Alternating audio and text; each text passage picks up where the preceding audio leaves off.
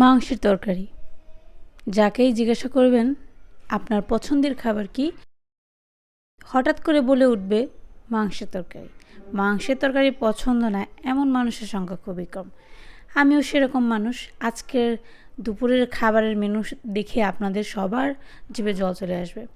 ছিল মাংসের তরকারি, সাথে ছিল টকের তরকারি, তাও আবার ট্যাংরা মাছ দিয়ে। বুঝেন ঠেলা। এরকম যদি খাবারের মেনু কেউ সামনে রাখে তাহলে কি আর জিভে জল না এসে থাকতে পারে। আর সাথে ছিল কলাই শাক ভাজা। আপনারা কলাই শাক চিনেন কিনা জানি না, খেসারি কলাই শাক, যেটা খেসারির ডাল বলে, তো সেইটা কলাই শাক পাওয়া যায় কিনতে বাজারে। ওই কলাই শাক ভাজা, সাথে ছিল কাঁচা মরিচ। তো এরকম খাবারের মেনু যদি কেউ সাজিয়ে সামনে বসায় তাহলে তো মন ভরতে এবং পেট ভরতে, কোনোটা ভরতেই সময় লাগবে না।